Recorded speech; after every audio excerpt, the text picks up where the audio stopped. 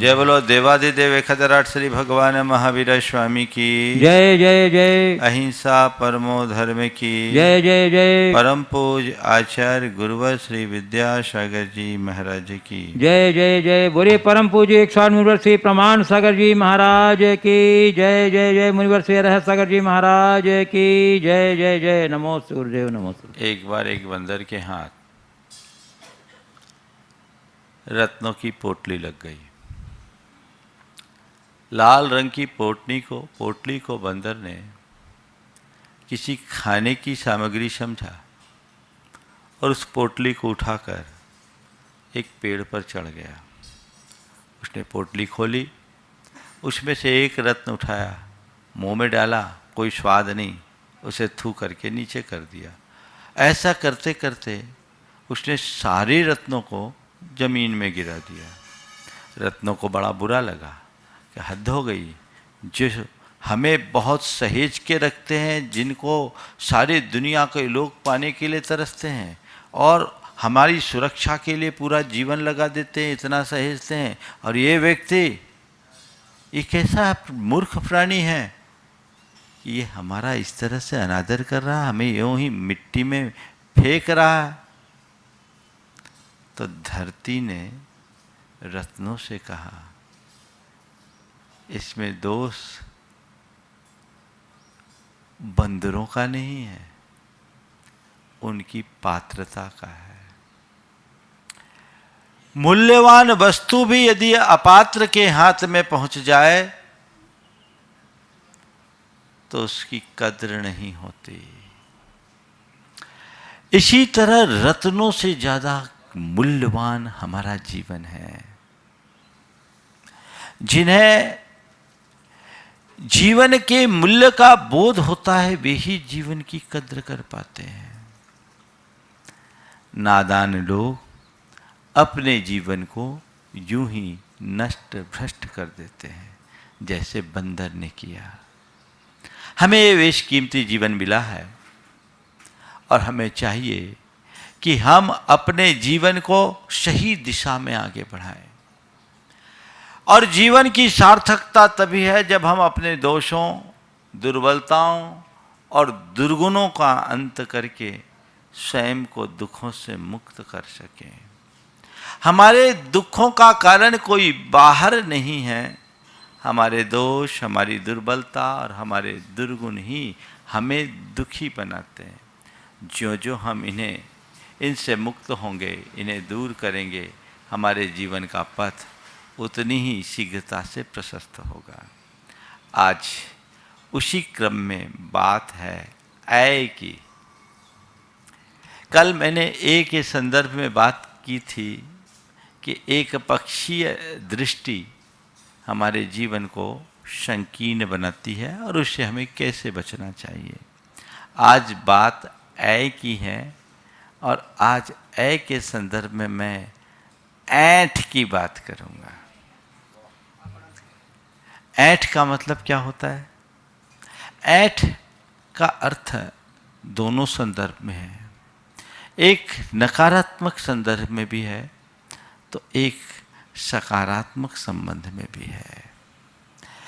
ऐंठना प्रायः नकारात्मक दिशा में देखा जाता है। ऐंठ जाना यानी अकड़ जाना।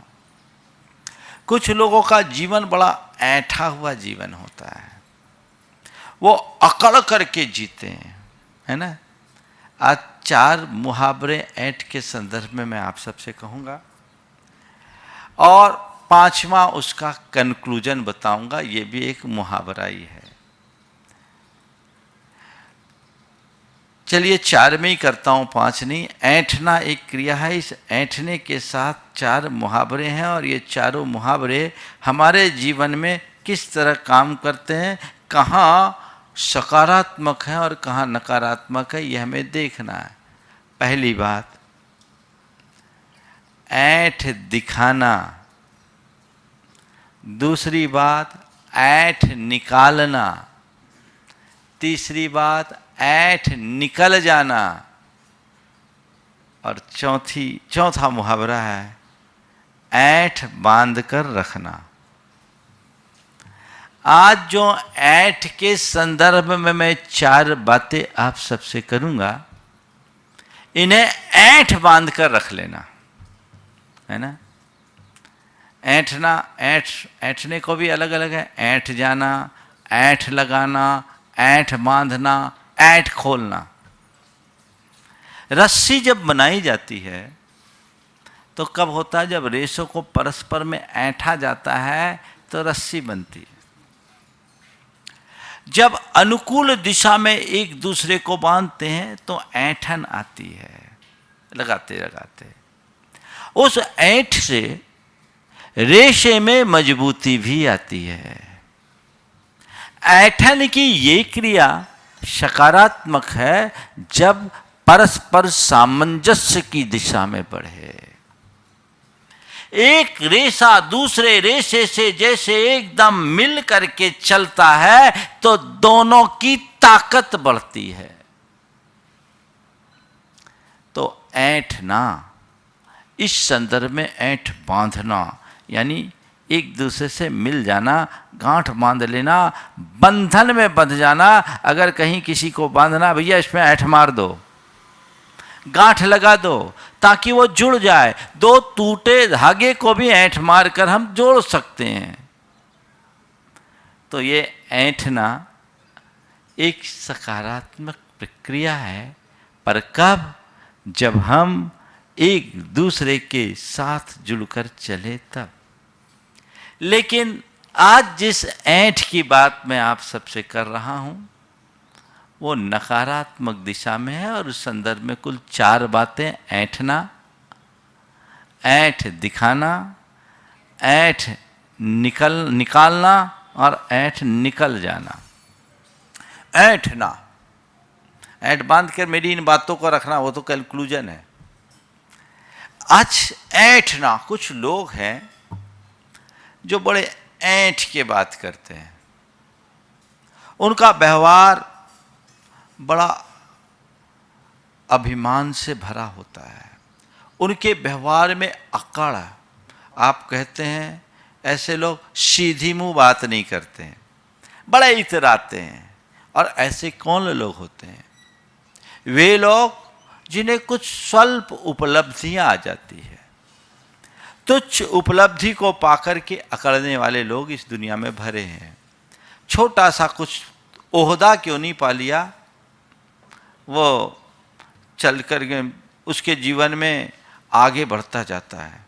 कहते हैं कि ओछों को जो धन भरे, जो रहीम ओछो बढ़े तो जग में इतराए, और प्यादे से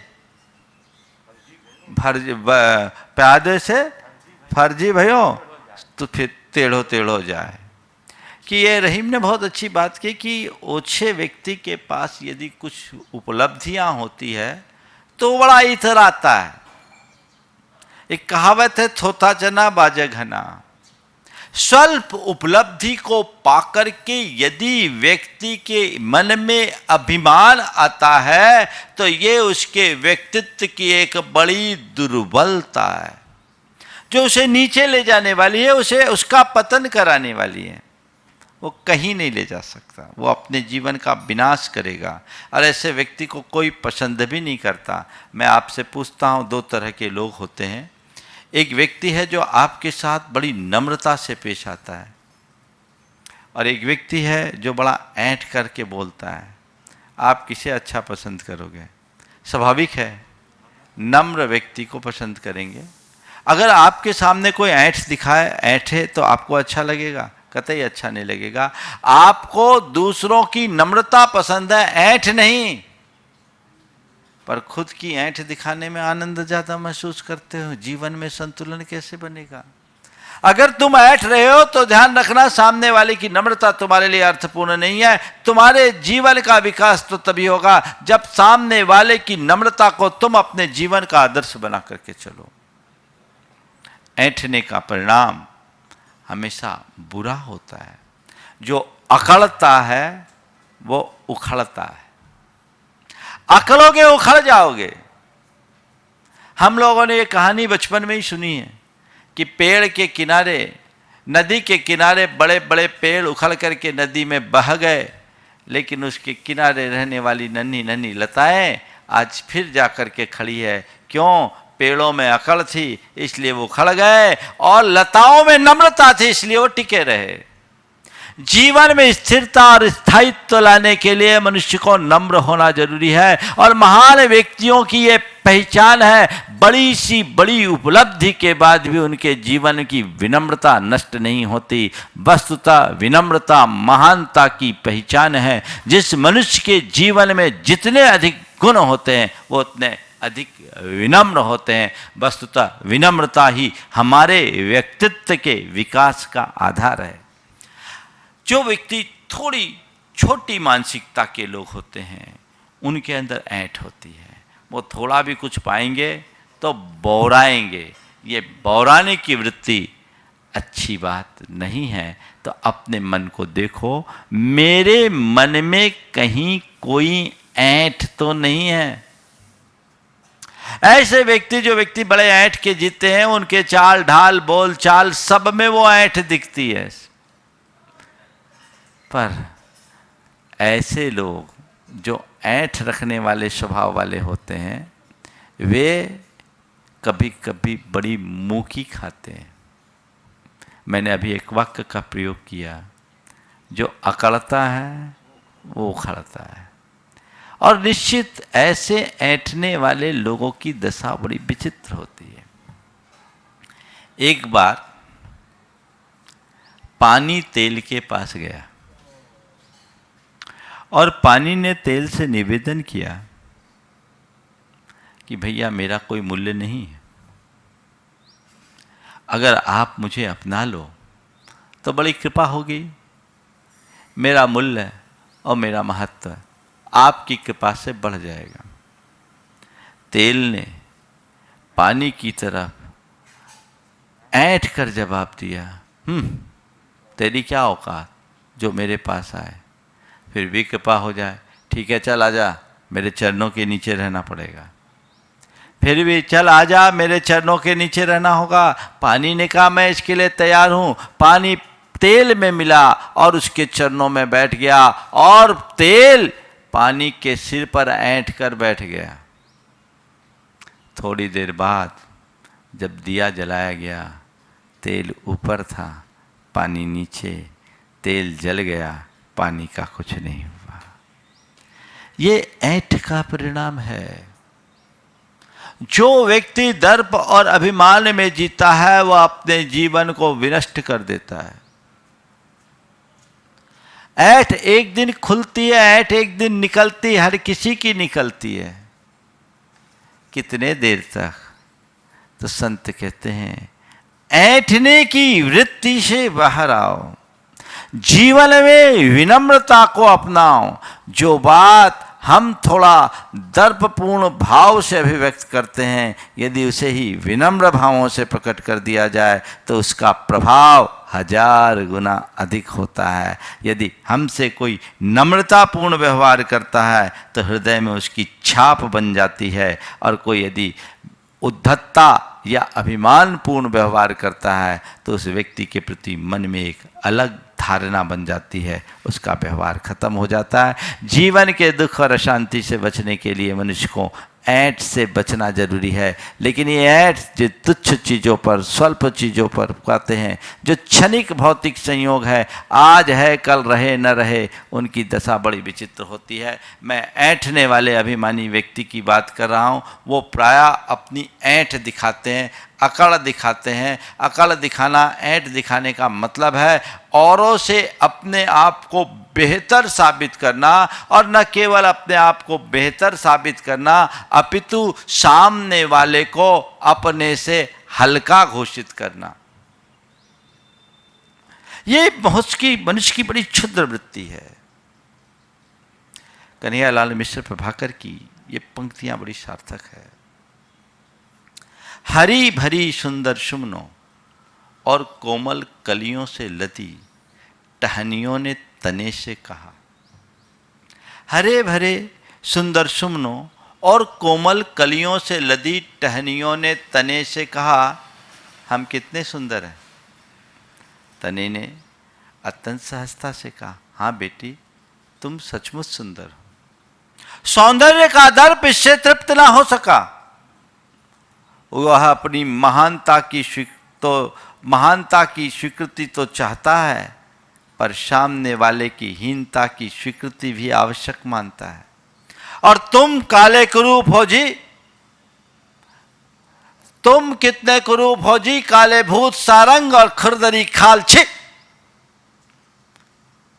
प्रतिक्रिया कंठ तक भर आई, पर फिर भी तने ने अपने आप को यथासंभव महसूस कर कहा, हां बेटी तुम सचमुच सुंदर हो, मुझ में सौंदर्य नहीं।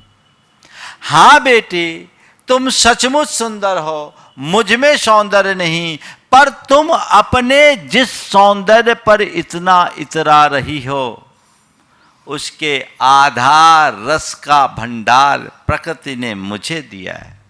हां बेटी तुम सचमुच सुंदर हो, मुझ में सौंदर्य नहीं, पर तुम अपने जिस सौंदर्य पर इतना इतरा रही हो, उसके आधार रस का भंडार प्रकृति ने मुझे दिया है। यदि मैं अपना जूठन तुम्हें न दूं, तो तुम्हारा ये सौंदर्य पल भर में ही बिखर जाएगा। ये एक जीवन की बहुत बड़ी सच्चाई है। हम आज जो कुछ भी हैं वह अनेक संयोगों के परिणाम स्वरूप है, और उनमें अनेक निमित्त जुड़े हैं। व्यक्ति यदि इनका अभिमान करता है तो आज नहीं कल उसका पतन होता है। जो ऐंठ दिखाते हैं उनकी दशा कई बार बड़ी विचित्र हो जाती है। एक व्यक्ति कारोबारी था, व्यापार था, अच्छा चलता था। उसके घर के बाजू में एक साधारण आदमी रहता था। 10,000 रुपये महीने में नौकरी करता था, पर बड़ा विनम्र था, व्यवहार कुशल था। कोई भी कुछ कहे तो बहुत नम्रता से पेश आता था। लेकिन ये व्यापारी जो अपेक्षाकृत धनी मानी था, उसके सामने प्राय ऐंठता था, इसे कुछ गिनता ही नहीं था। ये सोचता था ये आदमी तो सड़क छाप है, इसकी मेरे आगे क्या औकात। हमेशा वह उसकी उपेक्षा और तिरस्कार करता था, लेकिन वह पड़ोसी उस व्यक्ति की बात को कभी भी नकारात्मक नज़रिए से नहीं देखा, सहज भाव से झेल लिया। ठीक है, मेरी यही हस्ती है, मेरी हैसियत है, यह बड़ा आदमी है, मैं उसके आगे क्या कर सकता हूँ। लेकिन समय सबका एक सा नहीं रहता। उस व्यक्ति ने अपने बेटे को पढ़ाया और उस बेटे का आईआईटी में सिलेक्शन हो गया, वो मेरिट में आ गया, स्कॉलरशिप से आईआईटी कर लिया। आईआईटी पास आउट होने के बाद उसके एक बड़ी कंपनी में जॉब लग गई, मल्टीनेशनल कंपनी में जॉब लगी, और शुरुआती पैकेज उसका 30 लाख रुपए का था। बेटा बड़ा संस्कारी और अपने माता पिता का भक्त था। थोड़े ही दिन में जैसे उसको पैसे आए, उसने सबसे पहले अपना घर ठीक कराया, अच्छा घर बनवाया, और उसके बाद अपने पिता को एक लग्जरी गाड़ी उनके जन्मदिन पर भेंट की। अब क्या है, 6 आदमी जो कल तक मेरे सामने साइकिल पर घूमता था वो भी टूटी, अब ये कार में घूमे, इतनी बड़ी बिल्डिंग तान लिया, अब क्या। अभिमानी व्यक्ति की सबसे बड़ी कमी ये होती है कि वो अपने आगे किसी को कुछ गिनता नहीं और किसी को आगे बढ़ते देख सकता नहीं। अब उसे अंदर ही अंदर बड़ी खलबली मचने लगी कि इससे आगे मुझे बढ़ना है, ये आगे कैसे बढ़ गया। अब उसी दशा में, वो मनोदशा में उसकी भावाभिव्यक्ति अच्छी नहीं लगने लगी। वो कोशिश में करने लगा मुझे अपना मकान अच्छा बनाना है, वो इस प्रयाग में रखने लगा मुझे और उससे अच्छी गाड़ी लाना है। पड़ोसी ने उसके मनोवृत्ति को भांप लिया और एक दिन अत्यंत नम्रता से कहा कि भैया आप हो, मैं हूँ, मैं आपकी बराबरी इस जीवन में नहीं कर सकता, आप मेरे लिए क्यों परेशान होते हैं। आपके आगे मेरी हैसियत नहीं, आप शुरू से बड़े हो और मैंने आपको हमेशा बड़ा माना, आप परेशान मत होइए। मैं देख रहा हूं, मुझे देख करके आप परेशान हो रहे हैं, कृपया आप मुझे परेशान मत होइए। मेरे हृदय में आपके लिए जो सम्मान पहले था वही आज भी है। सामने वाले का मन पानी पानी हो गया कि मैं कर क्या रहा हूं। तो हर व्यक्ति के जीवन में एक सी स्थिति नहीं बनती। जो आज एक अनाथ है न अनाथ कल होता वही, जो आज उत्सव मग्न है कल शोक कर रोता वही। जिसे तुम कुछ नहीं देख समझ रहे हो, जिसके आगे तुम अपनी ऐंठ दिखा रहे हो, कल हो सकता वही व्यक्ति तुम्हारी ऐंठ निकाल दे। ऐसा भी हो सकता है, तुम्हारी स्थिति खराब हो जाए। साधारण को असाधारण बनते देर नहीं लगती। कब पासा पलट जाए कोई पता नहीं। संसार के जितने भी संयोग हैं वे सब कर्म के द्वारा नियंत्रित है। ये संयोग कब कैसे हो जाए, किस तरीके से बदल जाए, इसका कोई पतियारा नहीं, कोई ठिकाना नहीं। कब क्या हो जाए कुछ कहा नहीं जा सकता, ये समझना चाहिए। हम देखते हैं रातों रात करोड़पति रोडपति बन जाते हैं, तो रोडपति करोड़पति बन जाते हैं। अर्श पे रहने वाला फर्श पे आ जाता है और फर्श पे बैठने वाला अर्श पर चले जाता है। शिखर से सतह और सतह से शिखर पर जाते देर नहीं लगती। ये संसार है, बड़ी विचित्रता है इसकी। क्या पता कब किसकी लॉटरी खुल जाए और कब किसकी लुटिया डूब जाए, कोई भरोसा नहीं। तुम किस पर अकड़ रहे हो, किस पे ऐंठ रहे हो, सब मामला बिगड़ जाएगा, सब मामला बिगड़ जाएगा। एक सज्जन जो बड़े धनपति और अपने श्रम से उनने काफ़ी कुछ पैसा कमाया। एक रोज बड़े नम्रता की मूर्ति, एक रोज ऐसा हुआ कि उनके सामने एक उनके बेटे ने एक टैक्सी वाले से टैक्सी करने के लिए बात की। ड्राइवर ने थोड़ा सा उनके हिसाब से टेढ़ा जवाब दिया होगा कि नहीं मैं नहीं जा सकता। तो उनका बेटा ऐंठ कर कहने लगा, तेरी टैक्सी की कीमत कितनी है, तेरी टैक्सी की कीमत कितनी, तू टैक्सी की कीमत दे, मेरे सामने ऐसे बात मत कर, ऐसे ऐंठ कर बात मत कर। पिताजी ने ये बात सुनी और तुरंत टोकते हुए कहा, बेटा ऐंठ वो नहीं रहा, ऐंठ तू रहा है। तू किसके दम पर ये ऐंठ दिखा रहा है। ध्यान रखना, हर व्यक्ति को पैसों से नहीं तौला जा सकता, हर व्यक्ति को पैसे से नहीं तौला जा सकता। और तू जिस पैसे की बात कर रहा है कि इस टैक्सी की कीमत दे दे, ये बात भी तब करना जब तू अपने दम पर कुछ कमाने लगे। तू किस पे बात कर रहा है, मेरे ऊपर। ध्यान रखना, धन, जीवन और यौवन तीनों पानी के बुलबुले के समान हैं। इनमें ज़्यादा ऐंठना अच्छी बात नहीं है। बेटा आज धन है, कल रहे न रहे कोई पता नहीं। मैंने अपने जीवन में अनेक धनपतियों, ऐसे धनपतियों को देखा है जिनके पास एक समय रेलम पेल थी, आज वे फकीरी का जीवन जी रहे हैं। किसका भरोसा, कल के करोड़पति आज मुनीमी करते फिर रहे हैं, किसका भरोसा। अपार संपत्ति के धनी लोग आज सड़क पर घूम रहे हैं, किसका भरोसा। धन भी स्थिर नहीं, ये यौवन भी स्थिर नहीं। आज है, कल किसी बीमारी से ग्रसित हो जाए तो कोई पता नहीं, और जो जवान है उसे आज नहीं कल बूढ़ा तो होना ही होगा। तो धन, यौवन और जीवन, इनका कोई ठिकाना नहीं। इनका अभिमान मत करो, अपितु ये तुम्हें प्राप्त है तो इनका सदुपयोग करो, सदुपयोग करो, इन्हें सही दिशा में रखो। तो धन पाया है तो धन का उदारता पूर्वक दान करो। यौवन की शक्ति है तो औरों की सेवा में लगो, और जीवन को तुमने पाया है तो कल्याण के क्षेत्र में आगे बढ़ो। विनम्रता को अपने जीवन का आदर्श बनाओ, तब तुम कुछ कर सकते हो। बेटे को जब ये बोध मिला तो उसे एक दृष्टि मिली। प्रायः आजकल हम देखते हैं कि लोग इस तरह के ऐंठ दिखाते हैं। मैंने अनेक ऐसे लोगों को देखा है जो खुद तो विनम्रता की मूर्ति हैं, पर उनका चपरासी भी ऐसी ऐंठ दिखाता है जैसे प्राइम मिनिस्टर ऑफ इंडिया है। ये हल्केपन की पहचान है।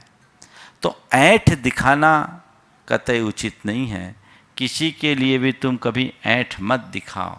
अगर दिखाना चाहते हो तो विनम्रता का पाठ पढ़ाओ, विनम्रता का आदर्श रखो, तो वह उस व्यक्ति के जीवन को बदलने में कारण बनेगा। कई कई ऐसे प्रसंग आते हैं कि आज व्यक्ति ऐंठा है और कल वह उसी के सामने शर्मिंदगी का अनुभव करता है। अभी एक सज्जन ने मुझे एक घटना बताई, एक आईएएस अधिकारी बनने की कहानी आई। वो व्यक्ति आईएएस बन गया, जिसे आईएएस बनने के लिए केवल एक ही बात उसके पीछे कारण बनी कि उसकी पहले किसी ने बड़ी अवमानना की कि तुम्हारी औकात क्या है, तुम क्या करोगे, और वो व्यक्ति ने एक ठान लिया कि नहीं, मुझे कुछ करके दिखाना है। जिस व्यक्ति के पिता को अपमानित किया गया, आज उसका ही बेटा जब आईएएस अधिकारी बनकर कलेक्टर बनकर आया तो सामने वाला पानी पानी हो गया।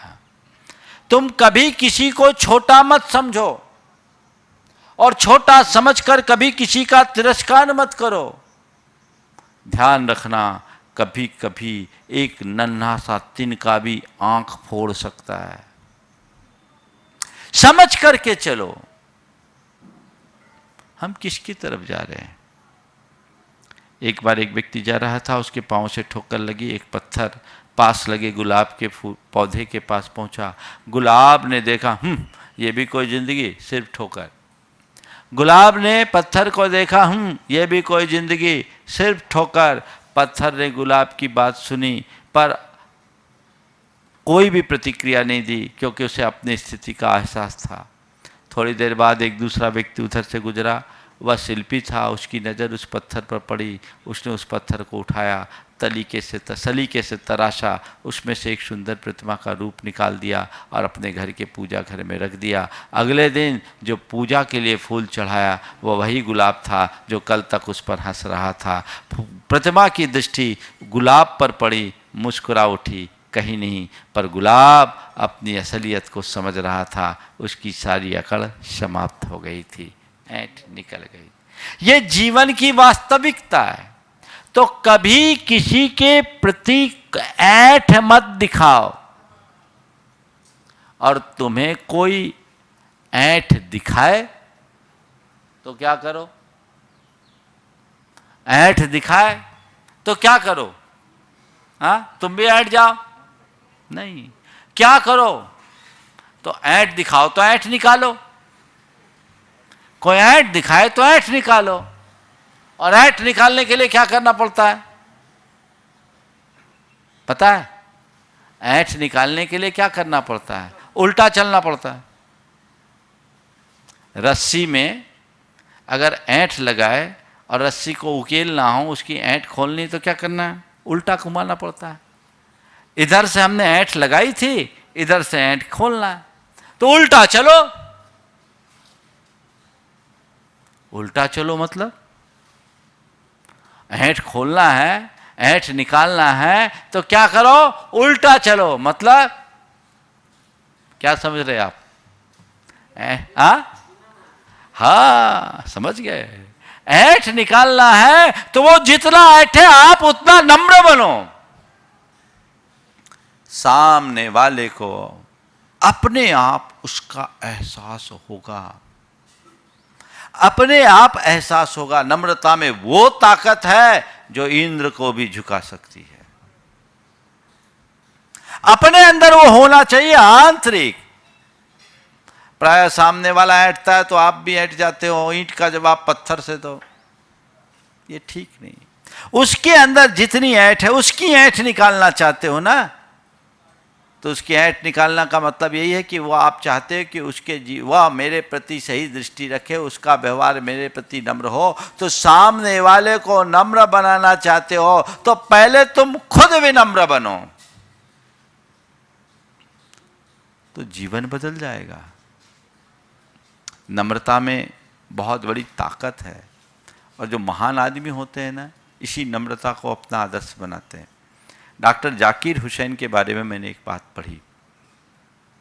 डॉक्टर जाकिर हुसैन जब भारत के राष्ट्रपति होते थे, उस समय या उसके आगे पीछे की बात है, शायद उनके राष्ट्रपति होने के ही काल की बात है। जैसा मैंने पढ़ा उस हिसाब से बता रहा हूँ। उनका जो खानसामा था वो थोड़ा लेट उठता था। आदत थी, इनको सुबह से चाय लेनी होती थी। 1 दिन 2 दिन 3 दिन देखा, लेट हो रहा है। एक दिन जाकिर साहब खुद उठे, अपने हाथ से चाय बनाए और उस खान सामा के पास पहुंच गए और कहा, साहब उठिए, चाय पी लीजिए। साहब उठिए, चाय पी लीजिए। अब जब वो हड़बड़ा के उठा और देखा जाकिर साहब राष्ट्रपति महोदय हो, उसको तो हवा खिसक गई, वो पानी पानी हो गया। अब क्या करूं? तुरंत चरणों में गिर गया, मुझे माफ़ कीजिए, मुझसे कभी ऐसी गलती नहीं होगी। यह है विनम्रता का सच्चा आदर्श। कोई व्यक्ति तुम्हारे प्रति कितना भी ऐंठ दिखाए, यदि तुम्हारी विनम्रता है तभी तुम जीत पाओगे। ऐंठने वालों के सामने तुम ऐंठ जाओगे तो दोनों एक से बन जाओगे, गांठ बढ़ेगी, खुलेगी नहीं। तो किसी की ऐंठ निकालना हो तो तुम नम्र बनो। ध्यान रखो, एक बात और बोलता हूं, तुम किसी की ऐंठ निकालने की चेष्टा करो भी मत, क्योंकि ऐंठ है ही ऐसी चीज, तुम नहीं भी निकालोगे तो एक दिन निकल जाएगी। क्योंकि जिन चीजों पर वो ऐंठ रहा वो चीजें स्थायी नहीं है। पानी का बुलबुला है, पानी का बुलबुला कितने देर टिकता है?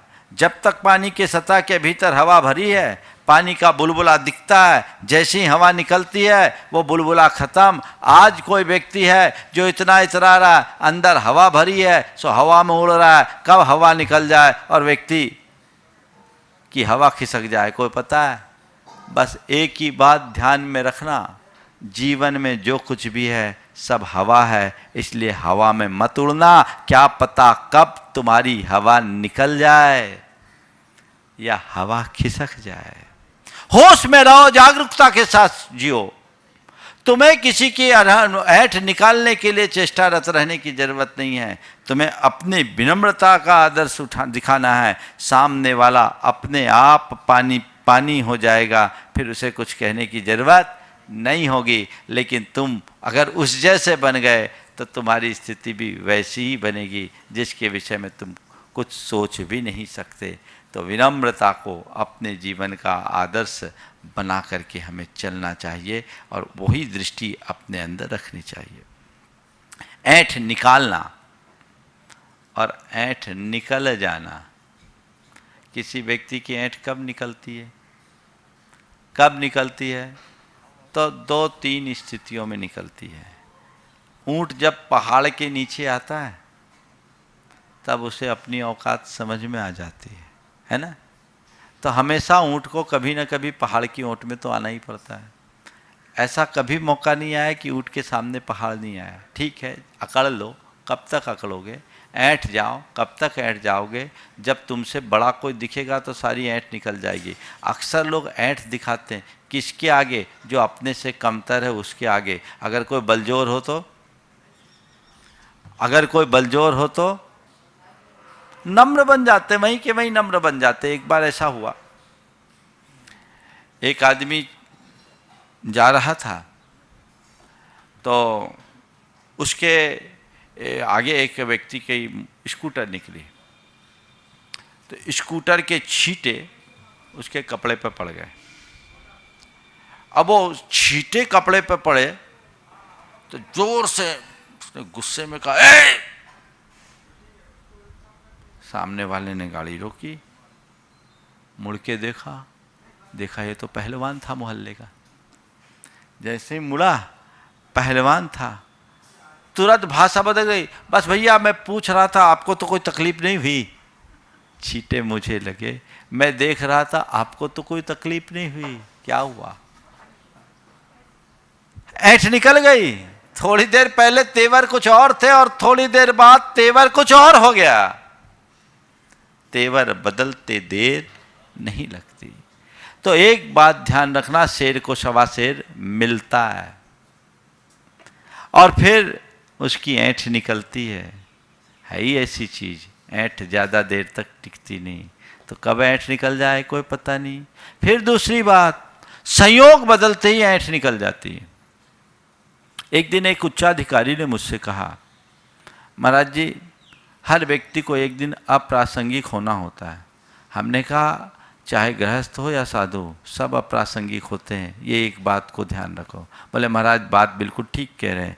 आज हम लोग अपने पोस्ट में हैं, आज पुलिस के उच्चाधिकारी थे, बोले हम लोग अपने पोस्ट में हैं और पोस्ट में हैं तब तक सब लोग बड़ा सम्मान देते हैं, हम लोगों के मन में भी रुआब होता है, लेकिन हमें पता है जब हमारी रिटायरमेंट हो जाएगी तो हमारी दशा क्या होगी। तो हमने कहा इस बात को आज से समझ के रखो और अपनी नम्रता और विनम्रता को बना करके रखो, ताकि रिटायरमेंट होने के बाद भी जनता के साथ तुम्हारा प्रेमपूर्ण संबंध बना रहे और तुम समाज में अपना स्थान बना सको। मैंने उनसे कहा ये बात तुम लोगों के ही साथ नहीं, हम जैसे साधुओं के साथ भी है। आज हम समाज के बीच में हैं, सब कुछ है, समाज को लाभान्वित कर रहे हैं। आज हमारी एक पहचान है, हमारी एक रेपुटेशन है, हमारी एक प्रभावना है, लेकिन मैं मान करके चलता हूँ जब उम्र की ढलान पर हम जाएंगे, अपनी साधना में डूब जाएंगे तो ये सब बातें अप्रासंगिक हो जाएगी। इसलिए तुम्हारे जीवन में चाहे कितनी भी उपलब्धियां क्यों ना हो, तुम्हारी पोजीशन चाहे कितनी भी अच्छी क्यों ना हो, तुम आगे की बात को ध्यान में रखना। कली फूल बनती है और फूल को एक दिन झरना पड़ता है, बस ये बात ध्यान में रखो। कली हो खिलो, फूल बन गए हो तो फूलो मत, क्योंकि कल तुम्हें धूल में मिलना है। इतनी सी समझ अगर तुम्हारे मन में हो, ऐंठ रहेगी नहीं। किस बात का अभिमान, किस बात की ऐंठ, किसका गरूर, किसका घमंड, यहां कुछ तो नहीं है। सारे संयोग नश्वर है। ऐंठ से बचना है, अपने से बड़ों को देखो, संयोगों की नश्वरता को हमेशा ध्यान में रखो और जीवन की भंगुरता को पहचानो। कब मेरा जीवन समाप्त हो जाए कोई पता नहीं है, आज है कल रहे न रहे कोई भरोसा नहीं। और चौथी बात, विनम्रता को अपने जीवन का आदर्श बना करके चलो, जीवन में कभी ऐंठ नहीं आएगी। चाहे कोई कैसी भी परिस्थिति क्यों ना बन जाए, मन में ऐंठ नहीं आएगी। भैया आज है कल रहे न रहे कोई भरोसा नहीं, ये सब क्षणिक संयोग है।